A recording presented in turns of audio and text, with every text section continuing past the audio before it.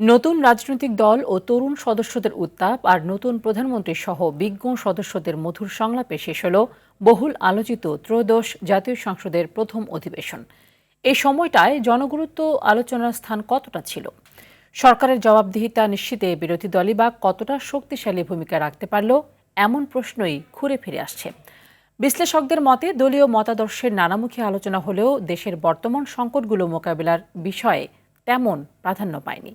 সব মিলিয়ে কেমন কাটল প্রথম অধিবেশন, দেখুন সাদিয়া কানিজের রিপোর্টে। বাংলাদেশের ইতিহাসের এক ঐতিহাসিক মুহূর্ত।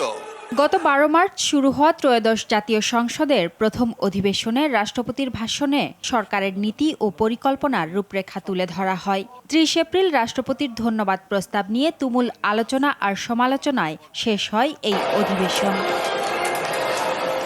এ সময় মত দ্বিমতের দোলাচলে উত্থাপিত 133টি অধ্যাদেশের মধ্যে বিল আকারে পাশ হয় 94টি। এছাড়া দুটি বিশেষ সহ মোট 7টি কমিটি গঠন করা হয়। উল্লেখযোগ্য কিছু বিল নিয়ে দীর্ঘ আলোচনায় বিরোধী দল তুলেছে স্বচ্ছতা ও জবাবদিহিতার প্রশ্ন।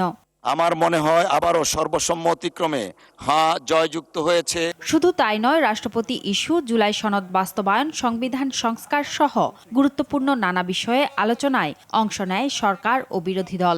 বার কয়েক ঘটে 11 দলের ওয়াকআউটের মতো ঘটনাও।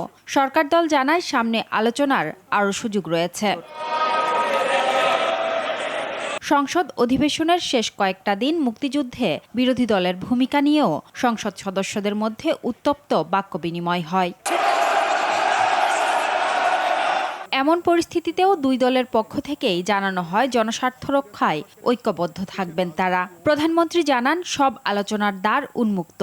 অংশগ্রহণমূলক এই মনোভাবকে ইতিবাচক হিসেবে দেখছেন ঢাকা বিশ্ববিদ্যালয়ের রাষ্ট্রবিজ্ঞান বিভাগের অধ্যাপক কাজী মাহবুবুর রহমান।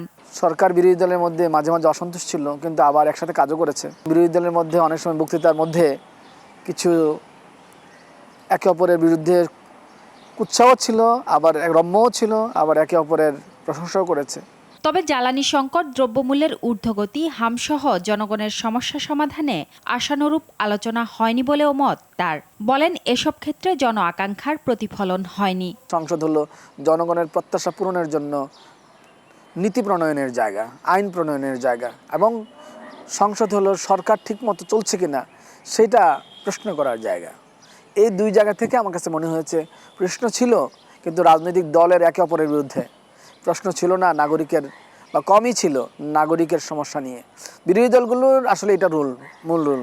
আমার কাছে মনে হচ্ছে এইবার সংসদে বিরোধী দলগুলো প্রত্যাশিত লেভেলে জনগণের চাহিদা নিয়ে আগাতে পারেনি। সংসদের নিয়ম কানুন নিয়ে নবীন সদস্যদের ভবিষ্যতে আরও দায়িত্বশীল আচরণের জন্য শিখিয়ে পড়িয়ে নেয়ার বিষয়ে অভিজ্ঞদের ভূমিকা পালনের পরামর্শ তার। উক্ত প্রকল্পের আওতায় সাদিয়া কানিজ, RTV, ঢাকা।